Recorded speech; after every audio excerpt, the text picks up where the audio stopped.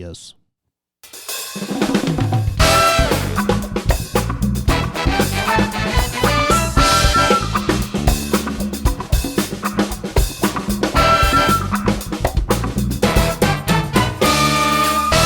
Welcome to another episode of Unit No Jack with Lydia and Matt. How's it going, Matt? Lydia, I am pumped. I am super pumped. How? I am beyond pumped. You are beyond pumped? It's the real Super Bowl Sunday. Oh my God.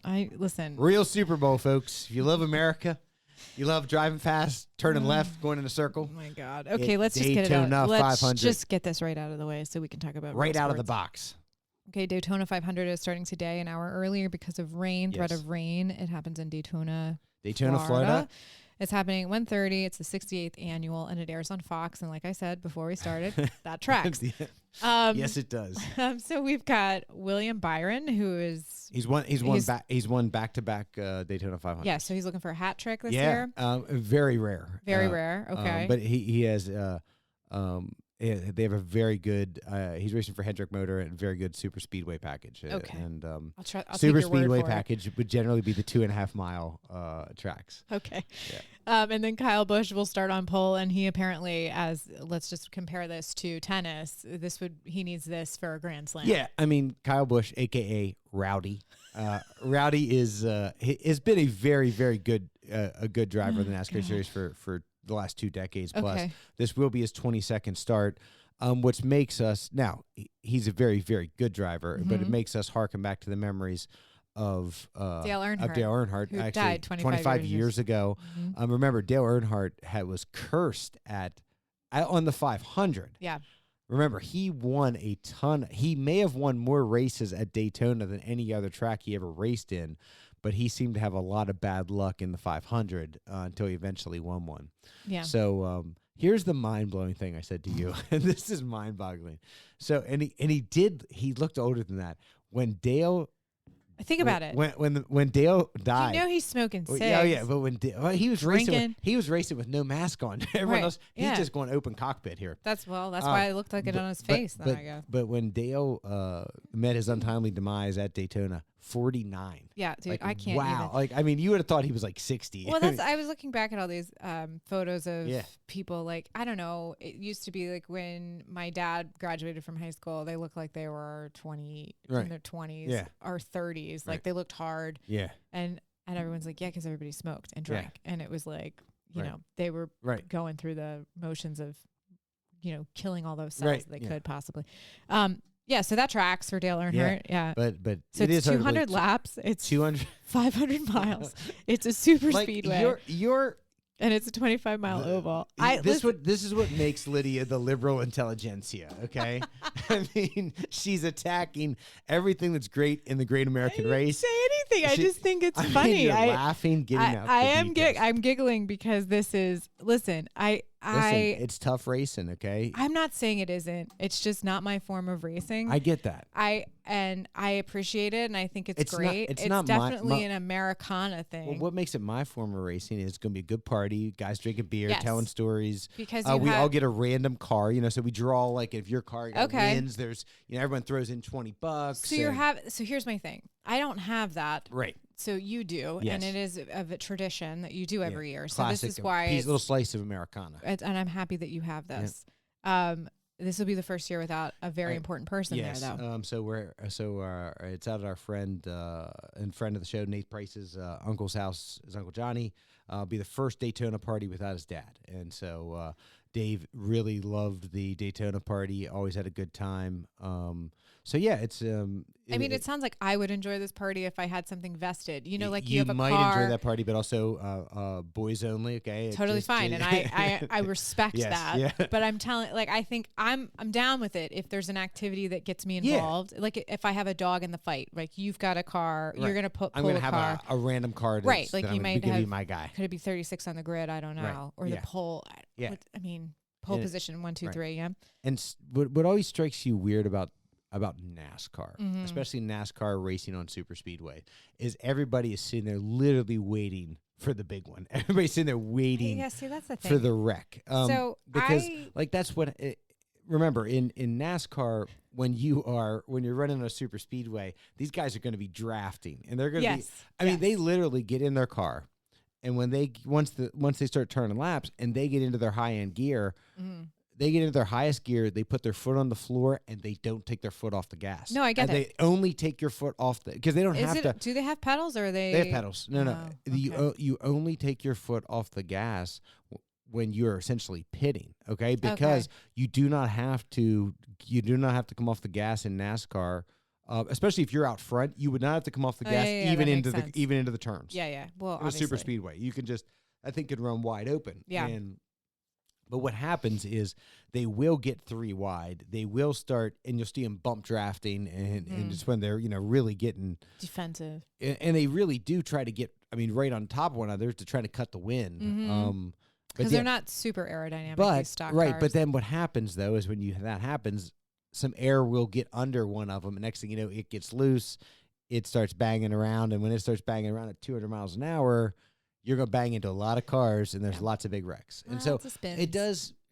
I will tell you, though, since the death of Dale Earnhardt, the safety barriers and they really, NASCAR has gone meets and bounds leaps in terms of making it a safer venue. Sure. Like they have the safety barriers, the wall. I mean, remember, Dale Earnhardt crashed into a solid concrete wall. It had a rapid decel injury. So the walls are built to preclude that now. They have the head and neck device. So NASCAR is definitely a cage in there. Oh yeah, they've always had the roll cage in there. But no. I mean, I'm gonna equate this to the racing that I know is F1. Right. So they have like they fit the driver in this like carbon fiber super structure. Yeah. So if they do rollover and or impact sides, it's like this basically. Like a really solid egg-like structure. That I don't think you can sit. I don't think you can sit in a NASCAR like that because of the shape of the car. Because of the shape of the car, yeah. But clearly they're constantly making enhancements to the roll cages. NASCAR, you also see where a car starts to spin out, it should go airborne, and you'll see the flaps come up. They all have the flaps because where it normally would just be airborne. Yes. The aerodynamic flaps. That car starts going in the wrong direction. The flaps come up and slows it and pushes it back down to the ground. So no, NASCAR has come a long way. America. But it is the Super Bowl of racing, the great American race. I think it's great. Listen, my dad. Too bad old 47s, not coming again. That would be whatever. Actually, whatever. Yeah. My dad. Well, I think he used to put on Kid Rock could be there lip syncing. I mean, there's always a possibility. Wow. Take your anti-nausea pills, I guess. My dad would watch it. I like stock car races on Sundays, usually after working on a project or whatever, and he would nap to NASCAR. It is a wonderful thing. It's something. It's like counting sheep. Yeah, that's like what if you put said. it on He's a like, Sunday, it's great. And it's that It lulls you to sleep. He's out. And Yeah. I needed help with something, and I was like, "Hey, Dad." He's like, "I'm watching."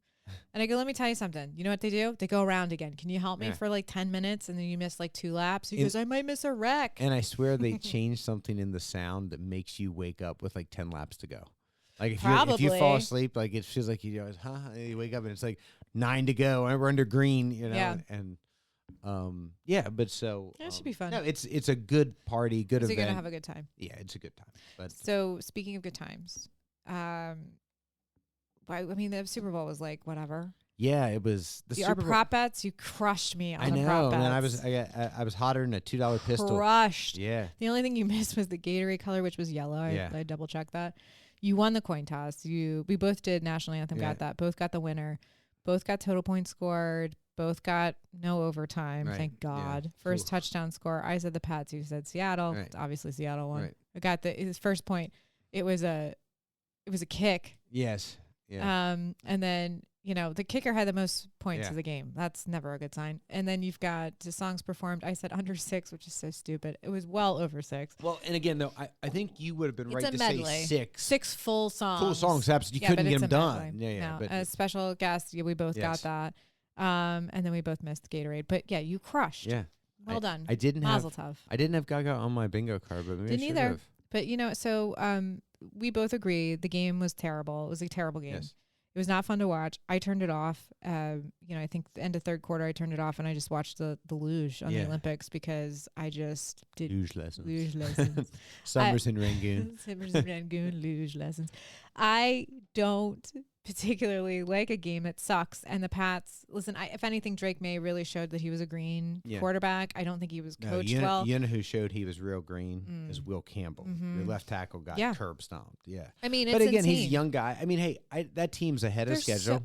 1,000%. Yeah. So I think they did really well for the intellectual level of gameplay that they have for being so young. Right. I think that they did really, really well. Seattle was going to win the game the entire time. Everybody knew that.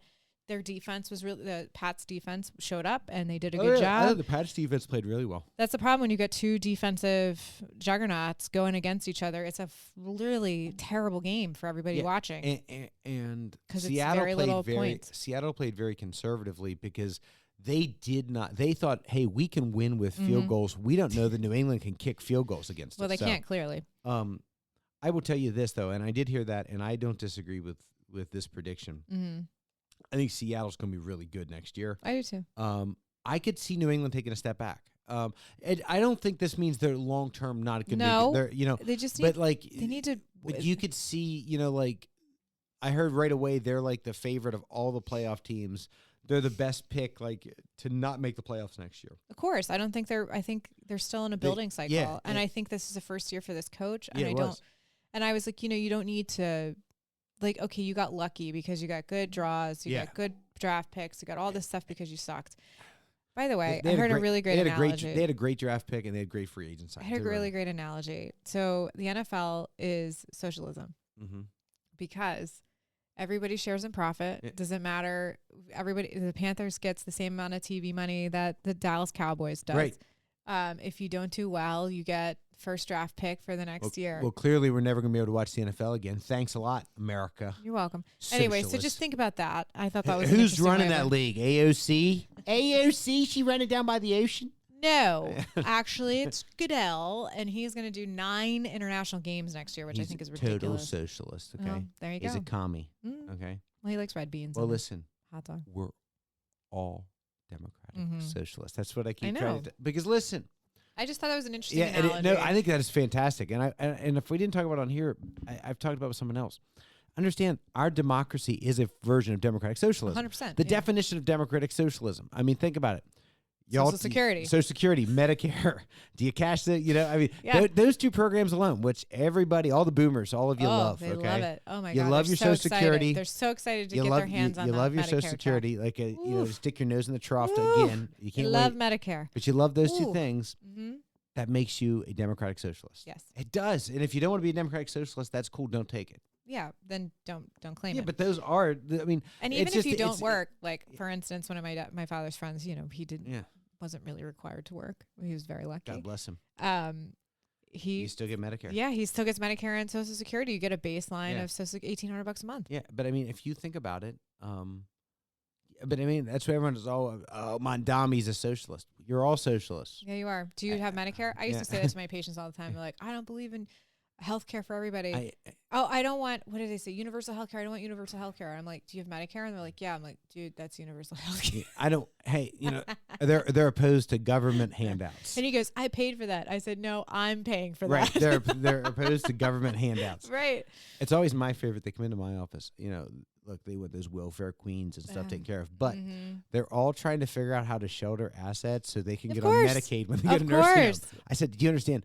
Medicaid is welfare.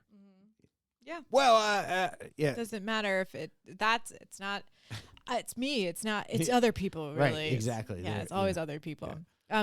That's a great analogy to the NFL. Super great analogy for NFL, which I was my friend of mine brought it to my attention and I was like, oh my God, that's so true. But so back to the Pats, I think that because you have this socialistic style of governing the NFL, you do have the opportunity because you got to the Super Bowl. That's great. You're going to have tougher games next year. Yeah, well, you're going to play the division. You play a division winner's schedule. You play that winner's schedule. You're going to lose more, but that gives you more time to actually get your quarterback into positions where he needs to step it up. So he's going to be in more higher pressure situations, and you're going to be, oh my God, please do better on your offensive line. You need a better blocking. I think you're going to see that. I think you're going to see the Patriots. Look hard at the offensive line. Yeah. But no, look, they've come. But I think if you sit there and look and say, man, Seattle looks like they could I mean, they could run. They're good enough to run it back. 100%. They're going to lose some guys. But they're first good. women winner. Yes. So that's pretty cool. She's a nasty woman too. Okay. Yeah, I know nasty, she is. Not nice. Okay? No, Doesn't say nice things about your favorite president. Well, okay, good for her. Keep it up. Yeah. I think they're going to sell the team and then distribute the assets. Paul Allen's sister or wife? I think it's his sister. I can't remember. Yeah. Yeah, but I think it's really cool. But they said it might take them like 20 years before they sell everything. Like, Paul Allen was like the third or fourth richest guy in the world when he died. He's a co-founder of Microsoft. Yeah. He owned them. He owned the Blazers. He also at one point owned the biggest super yacht in the world. Yeah. But they're not going to. 2 helipads. They're not giving away the Seahawks. Okay, no. they're gonna. I mean, they're selling it, but they're donating it all goes to charity, to his foundation and stuff. Yeah, but he's also great. not gonna. There's no pressure to sell. They have unlimited resources. I like it that they have announced that that's the intention, which I think is pretty good. And I don't think a defending Super Bowl champion has ever been sold. And so no, I don't think so either. If you're thinking about it to maximize value, you couldn't get a much better time. No, absolutely not. So let's talk about Bad Bunny. I loved it. And by loved it, I mean I've been listening to Bad Bunny basically nonstop since the Super Bowl. And I did previously just because I was like, okay, I need to really familiarize myself with Bad Bunny. Couple of things. The show that he put on was basically a very similar show to what he would do in Puerto Rico. He did not tour the United States. He is not going to tour the United States. No, he did a residency in Puerto Rico, right? He did a residency in Puerto Rico. He's going on a world tour, but that does not include the United States. So he did 40 or 50 shows in Puerto Rico. So if you wanted to go see him, you just flew to Puerto Rico and just see Bad Bunny. He had a casita kind of thing where, so if you were like a VIP guest, you were in the casita, porch area, and he would do a performance there and everything else. So that was very much the same structure that he brought. People were in the grass. Yes. People were the grass. Yeah, that was really cool. Great. Like they had it on their backs and stuff. Yes. Yeah, that was really cool. It was super nice. Yes. And then they had some celebrities on the front porch of the house. Cardi B was there. Pedro Pascal, Jessica Alba, a couple of other people. And so they were intermixed with the dancers. The entire thing was in Spanish, which was great. He featured actual small businesses in his halftime performance. So they had Tonina's, which is a Puerto Rican social club, is the oldest Puerto Rican social club in New York. She was the one that handed him the shot. Okay. And he made sure that the address of her social club was really well pronounced on the screen. So you could see exactly where it was. He goes there. He goes when he's in New York, he goes. There was a great taqueria place. That place is in Los Angeles. They have lines around the block now because people are going to that business. He had, it was just, he was able to highlight and bring attention to these places that he loves. And he didn't, there wasn't anything provocative about ICE or anything like that. No, you know what? Okay. His messaging was, you need to believe in yourself. You work hard, you believe in yourself. I believe in you. You are a value. And then, hate. Love conquers hate. Love conquers hate. We're all Americans. He named all of the Americas of North and South America. And I thought that was very important. And it was very unifying. It was full of joy. It was. That was my takeaway. Yeah. It looked like everybody was having fun. And I have to say, for as terrible as January was to just, it was just awful to go through all of these, one after the other atrocities. Yeah. I mean, to our psyche. I don't know why, though, you would want to watch Bad Bunny when you can watch a guy that stop that it. Was Don't singing, even. That was singing about, sleeping with underage kids and stuff like that. But, I mean, that seems to be the calling card of, he lip synced in a pre-recorded show because Turning Point USA, really turned it out for. Listen, I think if you watch that instead of I just want to say, if you found the halftime show offensive in any way, that's a you problem. And I think that you have to really reflect on yourself and figure out why you're so unhappy and who hurt you. Why are you so easily triggered is what exactly. That's what I'm saying. It's really take it and say and you'd be like, well, walk it back. Tell me what you didn't like about it. Did you not like the fact that it had a good beat you could dance to? Are you upset because people are actually enjoying life? Because listen, the Super Bowl is about America. and only Americans should be hosting the Super Bowl Sunday. I mean, other than like the Rolling Stones, and Paul McCartney, and The Weeknd, and J Lo, and Shakira. Other than that, Well, J Lo's American. She's from Puerto Rico. I'm sorry. Well, clearly we know Puerto Ricans aren't Americans. Well, she's right? born in the Bronx, so. I thought we covered that She's born in the I thought we Bronx. covered that last week. I Puerto know. Rico, not Sorry. Americans, right? Sorry. I mean, because Bad Bunny's not an American, 'cause he's a Puerto Rican. Yeah, sure, whatever. Yeah. No, but I don't. Yeah, you're 100%. I don't understand. Like, again, when they played, well, it's the same guys that were upset. Oh, they're playing. You know, they didn't like when it was the West Coast rap. Again, they were appealing to you and me. So they weren't appealing to. They were appealing to our childhood. We're at the height of our buying power. But that's exactly what I said. I asked my dad. I said, "Did you watch the halftime show?" And he goes, "You know, Lyd, I haven't watched the halftime show in like 20 years because it's not for me. Right? They're not targeting me." He goes, "The last halftime show that I remember watching and being like, oh, that was good, was Bruce Springsteen." Yeah. And he's like, maybe Paul McCartney. He says, but that's my generation of stuff. And he's like, it's not meant for me. And I said, well, I have to say, you might really like this Bad Bunny performance. And he's like, I'm not opposed to watching it. He's like, it's probably fantastic. I said, it's fantastic. Yeah. And he had, there was a real wedding during his performance. The couple invited him to his wedding, and he said their wedding, and he goes, well, listen, I can't make it, but do you want to get married at the Super Bowl? And you invite all your family and all that kind of stuff. And there was like these things that were very culturally significant, but also I think universal in nature. A little kid asleep on chairs at a wedding. Yeah. Like, that is, I've been that kid, or I have seen that kid at weddings, and that was a really cool inflection point. I love that at one point he said, "Is this what you wanted?" And then it cuts to Lady Gaga singing in English, a white woman singing in English, a song that she did with Bruno Mars in a Spanish style, a Latin style. By the way, how amazing that couple's wedding band was. Lady Gaga, their wedding singer. Like, come on, that's so crazy. And I just loved Ricky Martin. Yep. My God, fabulous. And it was so fun. I thought the show was very successful. It was very successful. And it's like every show that we do now that they hate.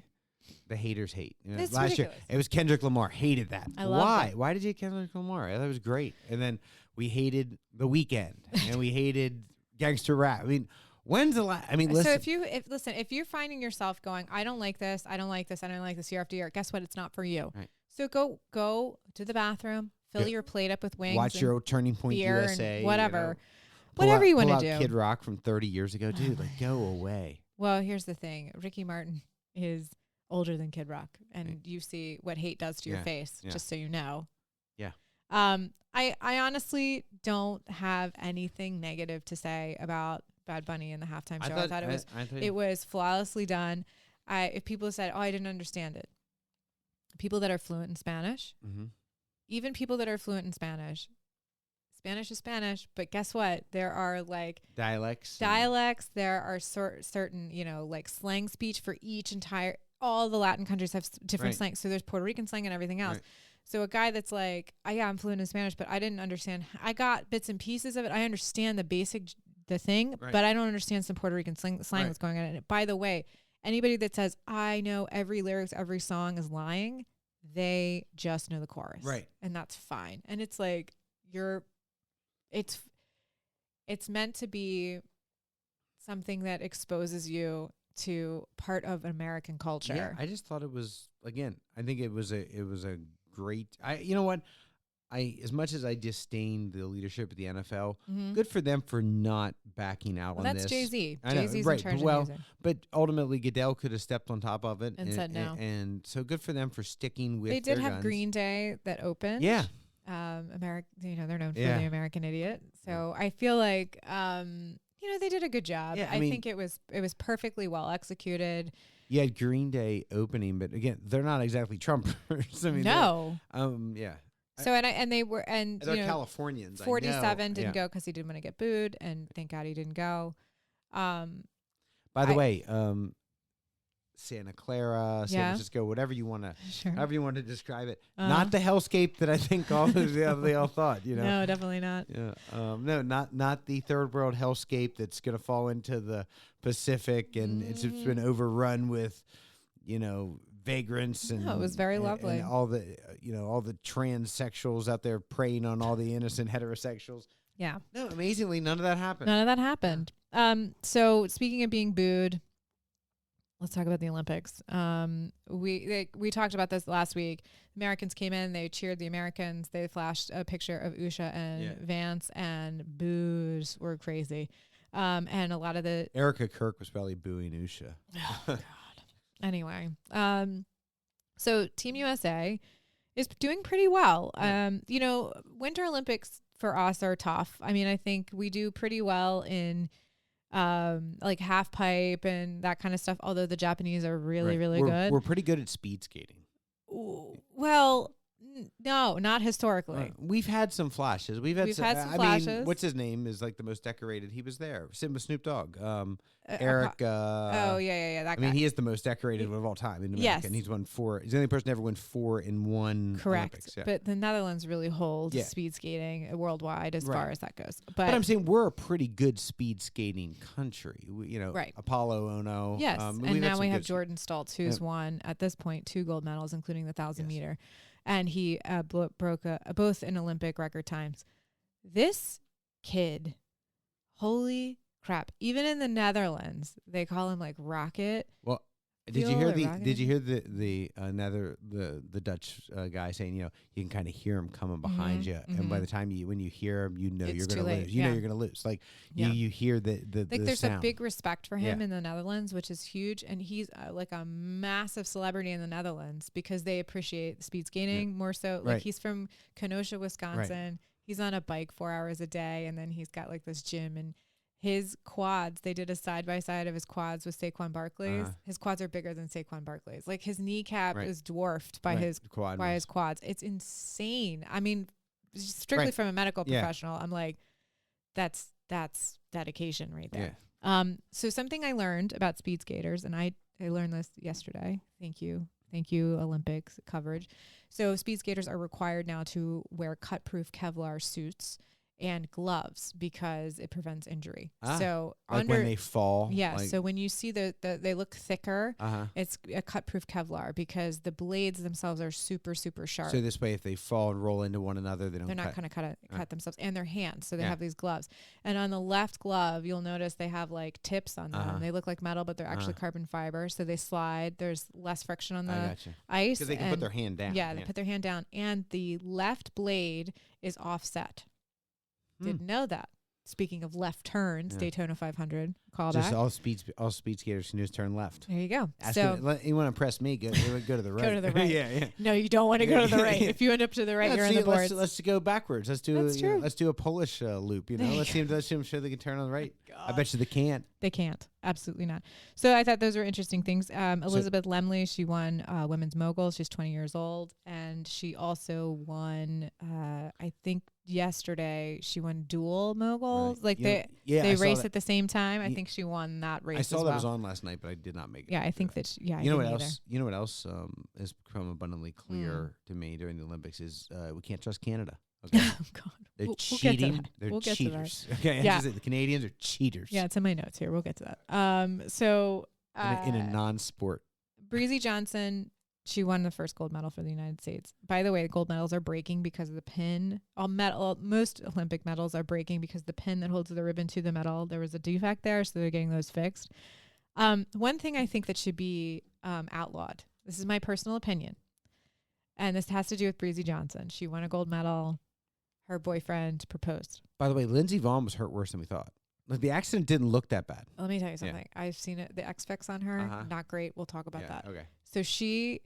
Because I'm thinking about that because Breezy Johnson won the downhill. Breezy Johnson won because, but anyway, Breezy Johnson was proposed to at the end of her race. Okay. Outlaw. And here's why. You're pulling focus from the fact that this is an Olympian. Right. And that's great. And I'm happy that you wanted to propose to her, but you didn't need to do it at the end of her race in public the way you did. Right. And now every time she goes into an interview, they're not talking about the Olympic feat that she had. They want to talk about the ring and her boyfriend and everything else. So if you are a dude and you're dating an Olympian and you think now is the time to propose, don't do it. Or if you want to do it because all the family is there and it's an opportunity, do it at dinner. Yeah. do it after the Olympics, stay an extra couple days, talk to the family, stay an extra couple days, make it really special and make it an intimate moment just for you. Yeah.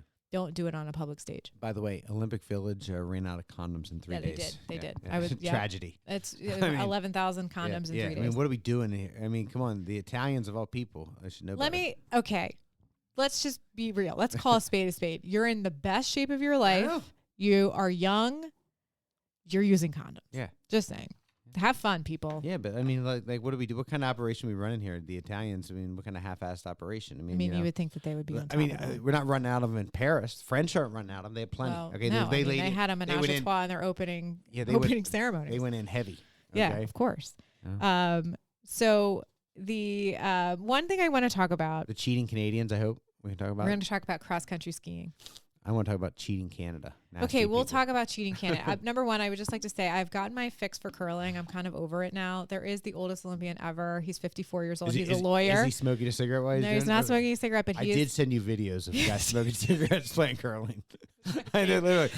They got a smoke hanging out. Oh my God, and actual brooms. Yeah. Anyway, so I'm done with curling. There's the oldest Olympian ever. He's 54 years old. He's a lawyer. He was an alternate, and now he's actually in the Olympics. And his away message is, "I'm so sorry, I can't do this. I'm actually at the Olympics." So good on him. However, the Canadians twice, men's and women's, have been accused of when they touching the stone twice. Right. So you touch it, obviously, right, and you're supposed to let it go to the end, right? And then, but they were letting it go and then touching it again to curl it. Right. And there's a sensor on the handle. Yeah. So it'll know if you touch it twice, but they're touching the stone. They're touching the stone. They're not touching the handle. And so this is twice they've been gigged for this. And listen, I mean, they cheated curling. Cool, dude. They cheated curling. Cool. They're going to. Hockey's going to be taken over by the Chinese. I mean, we're not opening the damn bridge, okay? No, you think you're opening the bridge, okay? We're not opening. Not now. Nope. The bridge is closed. You cheated. You cheat. What's the basis for keeping the bridge closed? They two-touch curling. Yeah, two-touch. Nasty people. Those okay? Canadian two-touchers. Not nice. Okay, God knows what they're gonna. I mean, they're cheating on everything. They're cheating in curling. What else they cheating at? We're not gonna find out. Okay, stay over there. Sorry. Yeah, not sorry. Sorry, not sorry. So now. Cross country skiing, we have Jesse Dignans who are the Canadian. Are they cheating that too? No. Oh, okay, no. I mean, there's Canadians. We gotta watch them like a hawk. Okay, I know. So Jesse Dignans, she won a gold medal in Pyeongchang last time, and which was crazy because that was the first gold medal I think for women in cross country. U.S. is really not known for medaling in the sport. Right. This is really like Nordic countries. Really this is like Norway, Sweden, Finland. This is what they do. Yeah, exactly. This is how they get around. Mainly Swede. Like this is how they like function on a daily basis. Yeah. So the Swedes won one of the races, 1, 2, 3. You know so skiathlon and stuff like that. Biathlon, the French woman won. But Jessie had a fall in the skiathlon and bruised her ribs pretty severely, and she still decided to race, and you could tell she was in a lot of pain. She ended up pulling out a bronze medal, which was amazing, an amazing feat, especially towards the end of these races. They are gassed and they are just like everything you have, and she just was in such incredible pain, and so she pulled it out. Another one is Ben Ogden, who is he did cross country sprint. He is insane. He got a silver medal. He got a bronze medal, but that was the first time that men have medaled in 50 years. Wow.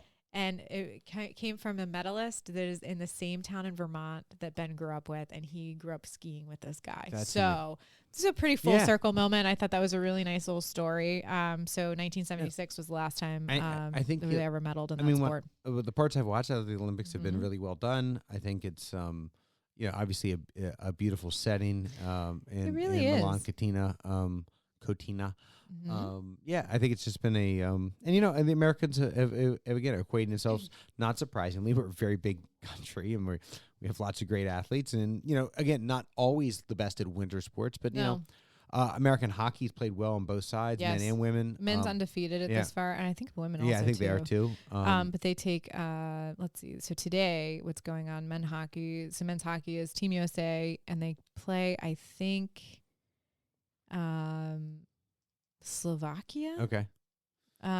but that should be interesting. And they play, obviously we'll be playing Canada at some point. And then Michaela Schifrin. We're playing Canada, or is it really the Chinese Canadians? Because they're really being taken over. They're going to give away hockey. They're going to end hockey. Touch, So Michaela Schifrin, she's giant slalom today, which should be a pretty good one. She's the most winningest person hasn't had a great Olympics though, right? Historically, no. But, and she hasn't had a great Olympics so far. I mean, she's done pretty well. She's happy with her performance. Typically, she just has not done well with the pressure of the Olympics. She's gotten better as she's gotten older. She does really well in the Worlds and all that, the annual competitions that happen. Lindsey Vonn. Let's talk about Lindsey Vonn. Yeah, and again, we were on last week, and it just happened. You actually hadn't even seen it. I didn't even know. You came in with but when you watched news. the accident, it didn't appear to be. It wasn't like in the huge downhill section where you see like a nasty, terrible injuries. No, typically. I agree. However, I saw a picture of her in her hospital bed. And she's well enough to go home now, so she can fly home. 4 surgeries. She had 4 surgeries. She has a massive external fixator. For those who don't know, it's pins that go through with the bracket. To handle all of the severity. She had a very complex tibial fracture. She also probably had some shearing in her leg. It was her right leg. Yeah. And so her left leg had a total knee or a partial knee replacement, I believe. And her right leg had the total ACL. They had the tear. No, total. Okay. So she had a total ACL tear. Doesn't exist. So the shearing that happened when she fell, the awkwardness of how she fell basically just exploded her tibia. So because your foot and ankle are locked in a boot. Right. So you can't, nowhere to go. You have nowhere to release. Right. You don't break your ankle skiing because your ankle can't move. Correct. You don't break. Yeah. So you break everything Up above. Yep. So the tibia is the big bone. The fibula is the small bone on the outside of your leg. Tibia connects to the knee bone. Yes. Right. Well, in the front. Yes. It's held together by ligaments and tendons, and your patella is floating. Right. So you've got your tibia, and she's had history of tibial plateau fractures in the past. So I can only imagine that it's not exactly the best shape, especially if you get plates and screws. What happens is that's the strongest point, and then everything around it goes. Right. She's done. Yeah. As far as I'm concerned, from any sports psychologist, if she wants to get back out on the slopes, it's going to just be for pleasure and not for sport. I mean, she cannot do it. Is she going to walk normally? It's going to take a long time. Yeah. I mean, this like is that going to take I feel like that should be time. the target. It's like, hey, be able to let's make sure we can live a normal life. Functional life. She's going to have she's going to be crippled with arthritis. It's just going to happen, and the problem is she can get a total knee replacement. Yep. But they put that prosthesis in your tibia, and if it's shattered, then that might not be an option for you. They have to have something to connect an anchor. Yeah. So you can't just do it through the femur. Just anatomically, I had a orthopedic surgeon when I was seeing a patient. We had a mutual patient, and this person had a shattering ankle injury, an external fix, very similar to what Lindsay's going through, but just in a different joint in the body. And we were both looking at x-rays prior to surgery and then post-surgery to make sure everything looked good. And he said the famous line to me, well, Lydia, you can't make chicken salad out of chicken shit. Right. So I looked at Lindsey Vonn, the amount of external fixes that she had, and was like, oh, this is a chicken shit situation. Yeah. And I feel really bad for her. I also know that she thought this was going to end differently. And we all love an underdog story. We all love a comeback. And I think that's great. But I think this should be a real eye-opening experience for athletes that have retired and want to come back, or just saying like, it's okay that you slow down and you don't need to prove anything to anybody, and just being the best at your sport for that particular period of time is okay. And, life goes on past your time in professional sports. And I think people need to focus on life after. Listen, I think it's hard. I don't mean to be so cut to the chase, but I think Lindsey Vonn was back for she had millions of reasons to come back. I mean, she got, I hope she's okay. I hope she got paid. And this was about getting paid. I know you can say, and no one's ever going to admit that. Oh, I know. And I'm not dumping on her for getting like, hey, get your bag, do your thing. But I'm saying, get your money. This is about getting her money. She got paid. She got paid, and I will say the NBC swiftly removed her from all of the promotional materials as soon as she was out of the Olympics. But she got hers. Listen, I don't think that she gets paid for that, but what I'm saying is... No. But I'm saying she got paid, though, by her sponsors and all that. And I guarantee you that it's definitely helping with the 3 helicopter rides and the hospital bills that she's going to have paid. I just assume that's part of the United States Olympic Committee. I don't know if it is or not. I mean, I would imagine the heli off, yeah. Yeah. But they get you to the hospital, and then she was helied to another hospital. So I don't know if that's covered. And that's it's just 3 helicopter rides in 2 weeks. So I feel like I'm happy she's safe and sound and great and getting good medical care. And she had her entire team with her, even her surgeon. So I don't know if it's never a good sign when you have to travel with your own surgeon. Just saying, as an independent skier, like I get that a football team travels with an orthopedic surgeon. Okay, there's a lot of guys there, but then like when you're just rolling, when you're rolling one deep and you got like 17 people and one of them's an orthopedic surgeon, I think she brought him as a thank you to getting me back on. I think she brought him like, no, we're going to need you, dude. Maybe, maybe a little bit of that too. Dude, get ready. I just feel like she had a good team. She got to good. She's not going to shy away from hard work. That's not who she is. No. And I think she'll be fine. But like you said, it's going to be lucky for her to be able to be functional and be able to walk without significant pain or like leg length discrepancy could potentially happen with her. Yeah. I think when you're like, okay, if you're like the primary care doctor at the one of 4 with the Seahawks, okay, you're enjoying part of the Super Bowl, you're having fun, that. I mean, if you're Lindsey Vohn's doctor, it's like, dude, put the champagne down, dude. You need to be ready at all times. On call. Yeah, because when she's skiing, like something bad's gonna happen. I wonder if they gave him privileges at the hospital to like operate. I don't know. I mean, or he definitely was a part. Listen, I have to say, with the X Fixes, I mean, that was like.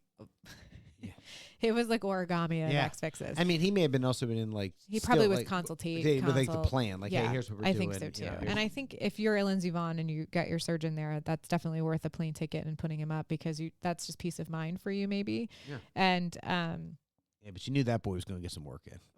I mean, so who's paying for that? Yeah. So I think if Lindsey Vonn got money, it's been spent on her. I think she's still going to be okay. She's going to be fine. I just feel like it's a good example for athletes. Like you say, father time wins. Always wins. Always. Yeah. So I feel like you just need to basically be cool with who you are and the end of a career and start something that's different. Like maybe you start going to coaching. Maybe you create a ski. Maybe you just start doing TV and like skiing events. Right. I mean, do you remember like when we were kids, there used to be a lot more like Olympic downhill skiing, not just like not the Olympics, like the World Cup. It was on like a lot on the weekends. Like, and ESPN would have it. Yes. Like back when ESPN didn't like simply just show all like their American own coverage of it, yeah. But they used to like ESPN2 used to have like the X Games, and then they would do like. But you would see like Olympic down. What I called, you know what I mean, when I was downhill sleep. Yeah. The downhill events, like World Cups. Yeah, but it used to be on a lot. Yeah, and that's how like Peekaboo Street would be like, oh wow, great. She's at the Olympics. She taught Snoop Dogg how to ski. Okay. Snoop Dogg's having Flava Flav and Snoop Dogg did not have that on my bingo card for Olympics. Snoop was at the last Olympics, yeah. Oh, here's when Flava Flav sponsored the women's polo team because they needed help financially, and he's like, "What do you mean? I'll do it." Right. And the tradition of trading pins with people, so Snoop and Flava have their own pins, and Flava Flav has the rings, and then each ring is a different time, which I thought was really great.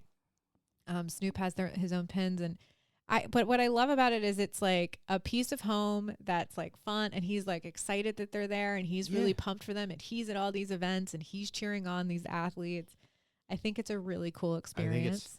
And the same people that don't like Bad Bunny don't like that either. I don't know about that because my friend Becky, my dear friend Becky, her parents very much in the Fox News sphere, and her famous line is, "My parents didn't raise me like that." Right. To her parents. That's what she says to them. So she went in and she was talking to her parents, and they were talking about they're excited about the Olympics, and she was putting the app on their TV so they could watch the Olympics. And her mom goes, "Oh, I'm just so excited to see Snoop Dogg. I think he's the best." And she goes, "Wait, what? Pardon? And then she's like, oh yeah, Snoopy's, we just really love Snoop Dogg. And she's like, this is the same Snoop Dogg that you like would not let me listen to in high school. Yeah. How the world has changed.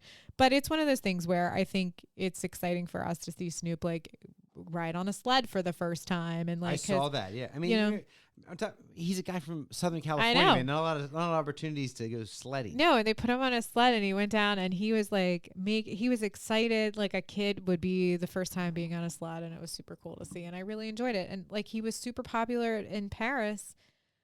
And he basically went because the Olympics are going to LA in 2028. Right. So he was basically. Well, maybe. Okay. They better behave themselves. We're looking into that. Oh, really? Oh, yeah. We've made those threats. Of course we have. Why wouldn't we? Oh, my God. So, I mean, would you go to the Olympics in Los Angeles?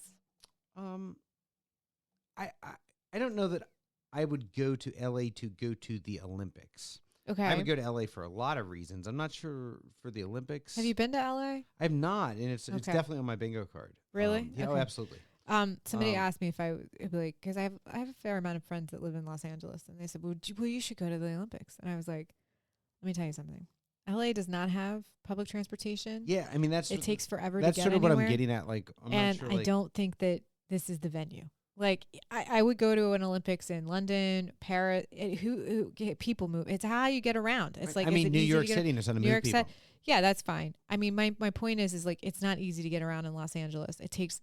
I've had people say, hey, I won't pick you up at the airport between these hours. So figure Right. out where you're going to go. Or if you get there, I'm not coming to get you. You're going to have to get an Uber. And it's going to be expensive. Right. And I'm like, okay, so I can't fly in this time to this time. I can only fly in here or here because you're not going to come get me. Or it's going to be peak Uber. And then, or hey, it would be like you and I going to the lake. Yeah. For dinner. Right. And they're like, okay, that's the same distance. But in Los Angeles, instead of it taking us, I don't know, 45 minutes, 2.5 hours. Right. One way. Yeah. I'm like, I'm not doing that. Right. It's not happening. Right. So no. So, I mean, yeah. Logistical nightmare, I think. Yeah. I mean, and LA is the ultimate car driving city, right? Yes. And that does not play well with the Olympics. But it's a place that's, and LA is famous for the sprawl that is LA, as you're saying. Like, if we're in the northwest corner of greater LA, getting to the southeast corner could take forever. 8 hours. Yeah. I mean, maybe not. But no, like but yeah. At least a couple. Yeah. So. And like I said to Tim, I said, listen, if somebody said, here's track and field tickets. Right. And you're staying. Right by the. Across the street. Yeah. Oh, yeah. I'd do it in a second. But I'm also like, I don't know if I want to, and that's right. And people are like, well, you have friends that live there. I'm like, yeah, but they live here. They live in Glendale. Right. And the Olympics are not in Glendale. Oh, maybe we won't have the Olympics there at all. We're looking into that. Okay. Right, well, that's I fine. mean, Whatever. I would love to go to a Winter Olympics. You wouldn't because you'd freeze. Yeah. But I remember I was at the Winter Olympics site a couple years ago in Park City. Sure. So, and my daughter and I got to, went up on the lifts, saw any number of things. That, it's a very cool, hence why they're doing it there again. Well, Lake Placid, and Tim and I like drove around through Lake Placid. It's super cool to see like the big ski jumps and everything else. But I mean, I think it's cool to have an Olympic park. I think it's also important that, Milan, Italy has hosted the Olympics in Torino and everything else. And I think that you have to, instead of building a whole new thing every time, I think it's just you go through rotation because the infrastructure is already there and you just go ahead and continue to use that. It's a less of an ecological impact. As we said, it's also about where we can like dependably Vancouver. have snow. Well, Vancouver typically is a pretty, that would be great. I would love to go to Vancouver to see the Olympics. Like at Whistler. Or yeah, Whistler. Yeah. So, I mean, my thing is, Tim and I would love to go to the cross country biathlon events because it's fun, and the ski and to shoot, right? Prone and standing. Yeah, I'm with you, but I never really wrap my head around. Well, it's it's based on. I know it's hunting. I get it. Yes. So, but anyway, so you go and they shoot, and the crowd. Every time, the French women and the German women were like, bing, bing, bing, bing, bing. The U.S. did it a couple times, but every time they hit it, they go, whoa, whoa. So it's like a lot of fun in the stands. So I was like, that would be great. And then I had a couple of friends of mine that are actually at this Olympics, and they said it's like super mellow and it's really nice. And it's they're able to get tickets to things, and it's not stressful, which I thought that's pretty cool. Yeah. Like I think the summertime it would be a little bit You more know what hectic. worried me about Vancouver? What? Those cheating Canadians. Yeah, two-touch. Yeah, I mean, who knows what else they'd be Two-touch. doing? Two-touch Canucks. Yeah, giving away the Stanley Cup, give it to China. I mean, touching the stone twice. Probably gotten his rifling through your bag or something. I don't know, nasty. I don't know. Yeah. Maybe it has like automatic sweepers. Does they have like little swirlies on the bottom? You can't trust. Can't trust those Can't Canadians. trust those Canadians. I know. They play off like they're nice. Yeah, right. Sure. Yeah. Sure. Good luck getting your bridge open. Oh my god, they're sticky like they're maple syrup. Yeah, exactly. Sticky little fingers. Mm-hmm. Well, I mean, this was a great episode. It was. I think we hit all the Daytona 500 hot spots. Oh, it's going to be a hot spot. Here we go. Reach up, pull them straps down tight one more time. Boogity, boogity, boogity. Let's go racing. Gentlemen, start your engines. Yeah, exactly. So,